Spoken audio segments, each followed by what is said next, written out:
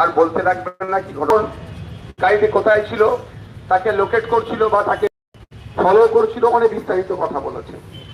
আমি to the পয়েন্টে একদম এসছি, এখানে কথা বলবো। প্রথম কথা, আমার সাথে কারা সহমত?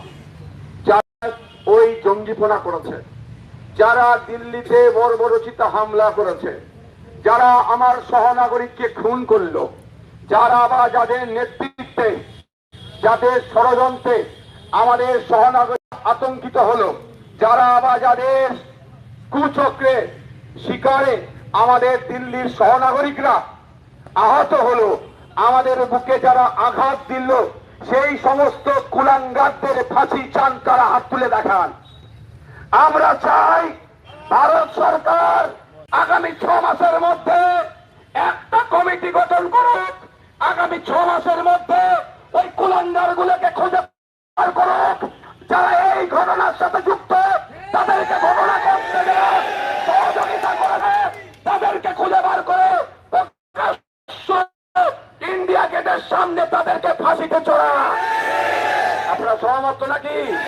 আমরা একটা নিরপেক্ষ তদন্ত কমিটি গঠন হোক, যে তদন্ত কমিটিতে দেশের প্রধানমন্ত্রী থাকবেন, যে তদন্ত কমিটিতে দেশের স্বরাষ্ট্রমন্ত্রী থাকবেন, যে তদন্ত কমিটিতে যেহেতু দিল্লি রাজ্য হয়েছে, দিল্লির মুখ্যমন্ত্রী থাকুক, ওই তদন্ত কমিটিতে লোকসভা রাজ্যসভার যারা বিরোধী দলের নেতারা আছেন, তথা রাহুল গান্ধী সহ যিনি রাজ্যসভার আছেন তিনি থাকুন, এবং সাথে সাথে যে সমস্ত এজেন্সিগুলো কেন্দ্রীয় স্তরে কাজ করেন সেই এজেন্সির চিফেরা ওই কমিটিতে থাকুক, ওই কমিটিতে বিচারপতিদেরকে রাখা হোক, ওই কমিটিতে সিভিল সোসাইটির যারা এই ধরনের কর্মকাণ্ডের সাথে যুক্ত, বিভিন্নভাবে সামাজিক কর্মকাণ্ডের সাথে যুক্ত সিভিল সোসাইটিকে রাখা হোক, একটা নিরপেক্ষ তদন্ত কমিটি তৈরি করা হোক, যে তদন্ত কমিটি তদন্ত করে আগামী 6 মাসের মধ্যে যারা দোষী সাব্যস্ত করে দিল্লির ইন্ডিয়া গেটের সামনে তাদেরকে ফাঁসিতে চড়িয়ে দিন।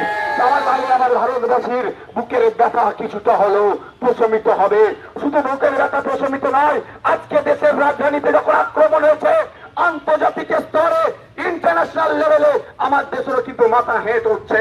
আমরা যখন তাকে প্রকাশ্য 6 মাসের মধ্যে দিল্লি ইন্ডিয়া গেটের সামনে ফাঁসিতে যদি চড়াতে পারি, তাহলে সারা বিশ্বকে বার্তা দিয়ে দেবে ভারত যে ভারতবর্ষে সন্ত্রাসবাদের, জঙ্গিবাদের, হিংসার কোন স্থান নাই।